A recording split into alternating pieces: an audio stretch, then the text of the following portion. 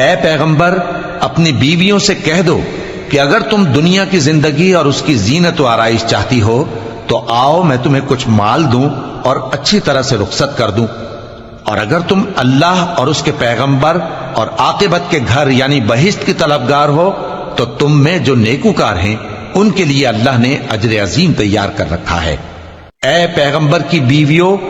تم میں سے جو کوئی کھلی ناشائستہ حرکت کرے گی اس کو دونی سزا دی جائے گی،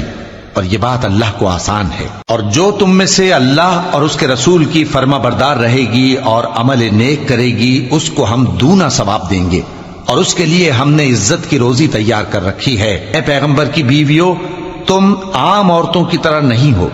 اگر تم پرہیزگار رہنا چاہتی ہو تو کسی اجنبی شخص سے نرم لہجے میں بات نہ کرو، تاکہ وہ شخص جس کے دل میں کسی طرح کا روگ ہے کوئی امید نہ پیدا کر لے، اور دستور کے مطابق بات کیا کرو، اور اپنے گھروں میں ٹھہری رہو، اور جس طرح پہلے جاہلیت کے دنوں میں زیب و زینت کی نمائش کی جاتی تھی اس طرح اظہار زینت نہ کرو، اور نماز پڑھتی رہو اور زکوٰۃ دیتی رہو،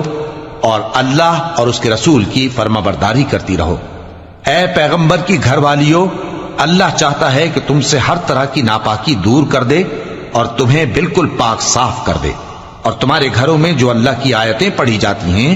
اور حکمت کی باتیں سنائی جاتی ہیں ان کو یاد رکھو، بے شک اللہ باریک بین ہے، باخبر ہے۔